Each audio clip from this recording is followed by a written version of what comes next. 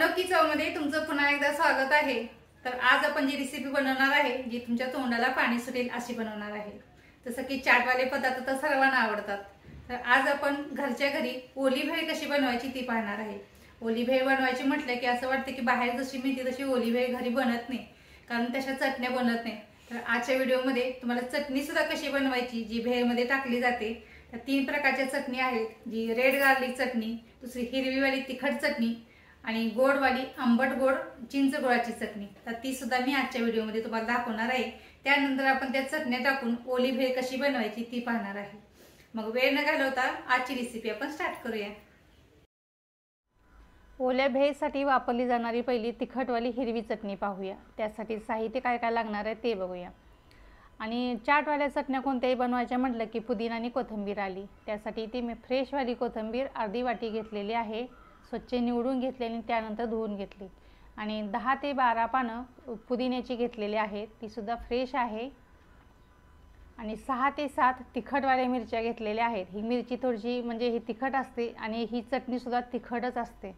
आणि 2 ते 3 हिरव्या मिरच्या पण कमी तिखटवाल्या, ज्या पिवळ्या कलरच्या दिसतात त्या मिरच्या घेतलेल्या आहेत, ह्या फार तिखट नसतात। ह्या दोन्ही मिरच्या आपण घ्यायच्या। आणि 5 ते 6 पानं कढीपत्त्याची घेतलेले आहेत आणि 2 पीस अद्रकचे घेतलेले आहेत। आता छोटे छोटे तुकडे करून आपण या भांड्यात टाकूया।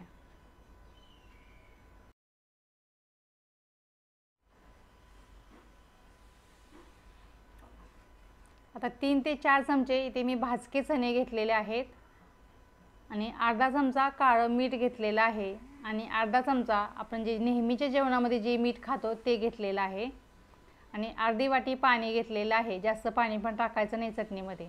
ही चटणी थोडीशी घट्ट म्हणजे मीडियम असते, जास्त घट्टही नाही जास्त पातळही नाही। आता मिक्सरला वाटून झालेली आहे, आपण आता एका बाउलमध्ये काढून घेऊया। त्या अगोदर तुम्हाला कशी झाली एका चमच्याने दाखवते। अशी घट्ट हवी, एकदम घट्ट नाही किंवा एकदम पातळ सुद्धा नाही आहे।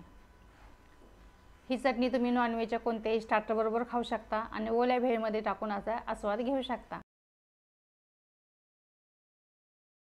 आता दुसरी जी आपण चटणी बनवतो ती आहे रेड गार्लिक चटणी, म्हणजे तिखटवाली लाल चटणी। त्यासाठी 10 ते 12 तिखटवाल्या मिरच्या घेतलेल्या आहेत, सुकलेल्या लाल मिरच्या आहेत।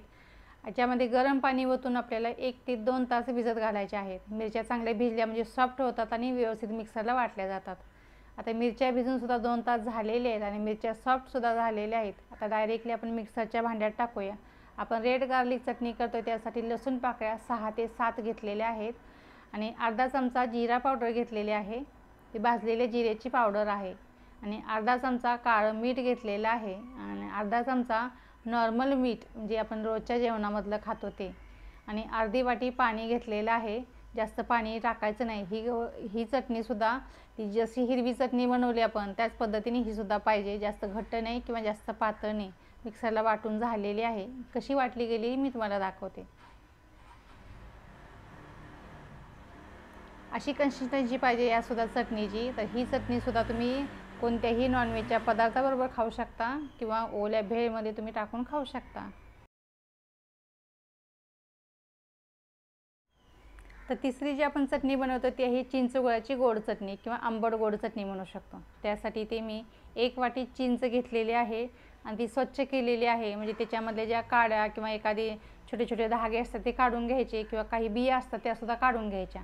आणि 1 वाटी मी ते खजूर घेतलेला आहे।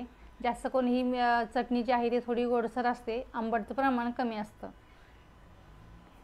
आणि अर्धी वाटी गूळ घेतलेला आहे, हा किसलेला गूळ आहे। याच्यामध्ये आपल्याला आता पाणी ओतायचं, पण गरम पाणी ओतायचं आणि शिजवून घ्यायचं। तुम्ही नॉर्मली कशी 2 प्रकारची चटणी बनवली जाते, एक तर तुम्ही डायरेक्टली 1 ते 2 तास भिजत घालू शकता किंवा गॅसवरती अशा पद्धतीने शिजवून घेऊ शकता। जी तुम्हाला पद्धत तुम्हाला सोपी वाटेल ते तुम्ही करू शकता। पण ज्या मेथडनी मी बनवलेली आहे ती जरा पटकन होणारी आहे आणि बाकीचे दुसऱ्या पद्धतीने बनवून त्याला भिजत घालायला लागते 2 तास। आता जो पण हिची घट्ट कन्सिस्टन्सी येत नाही तोपर्यंत आपल्याला हे मॅश करत राहायचं आहे, कारण चिंच आणि खजूर अशी मॅश झाली पाहिजे, एवढी शिजली पाहिजे। जसं शिजत जाईल तसं घट्ट येत जातं। आता ही घट्ट झालेली आहे, तुम्हाला हे दिसत असेल किती घट्ट झालेलं आहे। एक मी तुम्हाला चमच्याने दाखवते किती घट्ट झालेली आहे। एवढी शिजायला पाहिजे। हे आता घट्ट झालेली आहे। आपण आता गॅस बंद केलेला आहे, आपण आता ओतून काढूया। पण एखाद्या चाळणीत ओतून काढायचं मी एक काचेचं बाउल घेतलेलं आहे आणि त्याच्यावरती एक अशा पद्धतीची चाळण आहे, त्याच्यामध्ये ओतून काढूया आणि चमचा घेऊन चमच्याने मॅश करून घ्यायचं. फक्त वरती चोथा राहायला पाहिजे आणि सगळं पाणी ह्या बाउलमध्ये पडलं पाहिजे.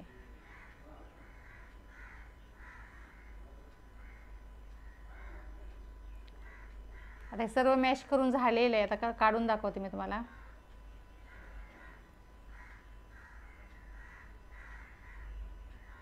आता हे काढून फेकून द्यायचं, याचा काहीच यूज नाही आपल्याला.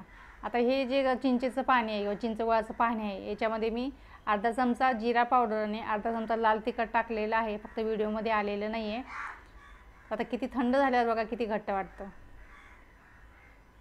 तर ही चटणीसुद्धा तुम्ही ओल्या भेळमध्ये वापरू शकता. कोणत्याही चाटबरोबर तुम्ही खाऊ शकता. आता आपण भेळ कशी बनवायची बघूया. चटणी आपण तयार केलेली आहे. त्यासाठी एक बाउल घेतलेला आहे.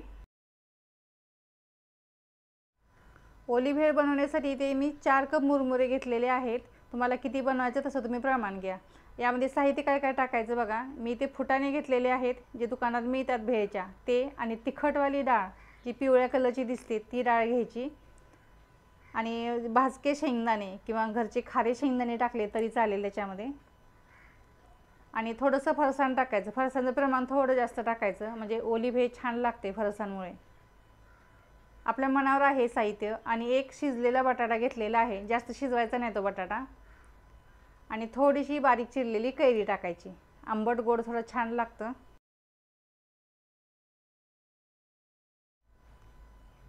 आणि चाट मसाला 1 चमचा घेतलेला आहे आणि बारीक चिरलेला कांदा तो सुद्धा 1 घेतलेला आहे आणि बारीक चिरलेला टमाटा तो सुद्धा घेतलेला आहे.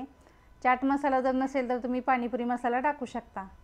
आणि जे आपण शेवपुरीसाठी ज्या पुऱ्या मिळतात त्या थोडेसे तुकडे करून याच्यामध्ये टाकायचे ह्या भेळमध्ये, म्हणजे खायला खूप छान लागतात. मी 5 ते 6 पुऱ्या घेतलेल्या. याच्यामध्ये थोडे थोडे मोठे मोठे तुकडे ठेवायचे, म्हणजे खाताना मध्ये मध्ये छान लागतं. साहित्य पण आपल्या मनावर आहे किती टाकायचं याच्यामध्ये. आणि बारीक चिरलेली कोथिंबीर मात्र भरपूर टाकायची.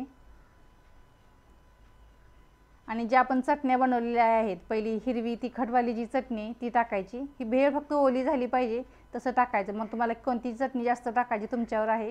नंतर तिखटवाली चटणी जी आपण लाल मिरच्यांची चटणी बनवली ती टाकूया, रेड गार्लिक चटणी. आणि त्यानंतर जी आपण चिंच आणि गुळाची गोडवाली चटणी बनवली याचं प्रमाण थोडं जास्त टाकायचं.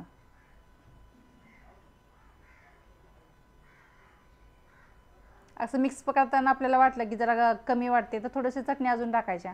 आणि थोडंसं छोटंसं लिंबू एक पिळून घ्यायचं याच्यामध्ये, थोडी आंबट पण छान लागते. आता हे सर्व आपल्याला मिश्रण मिक्स करून घ्यायचं आहे. या लिंबूच्या बिया पडलेल्या त्या काढून टाकूया साईडला. चटण्या जर तुमच्याकडे रेडीमेड असतील ना, तुम्ही फ्रीजमध्ये ठेवले 8-8 दिवस छान राहतात.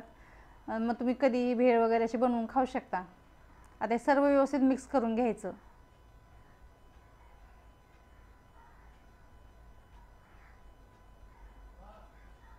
आपली भेळ आता सगळी व्यवस्थित मिक्स करून झालेली आहे. ही तयार झालेली भेळ तुम्हाला कशी वाटली? आवडली असेल तर छोटीशी कमेंट करा. आणि वेळात वेळ काढून व्हिडिओ पाहिला त्याबद्दल धन्यवाद. तुम्ही नक्की बनवून बघा.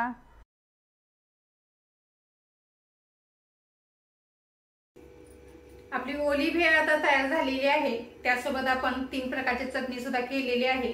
तरी आजची रेसिपी तुम्हाला कशी वाटली? आवडली असेल तर नेहमीप्रमाणे लाईक करा आणि मित्रमैत्रिणींनी नातेवाईकांमध्ये हा व्हिडिओ शेअर करा. अशा चाटवाल्या काही रेसिपी पाहायच्या असतील तर तुम्ही ह्या अनोखी चव चॅनलला नक्की सबस्क्राईब करा आणि बेल आयकॉनवरती क्लिक करायला विसरू नका. आपण असंच पुन्हा भेटू अशीच एखादी आगळी वेगळी रेसिपी घेऊन. तोपर्यंत गुड बाय.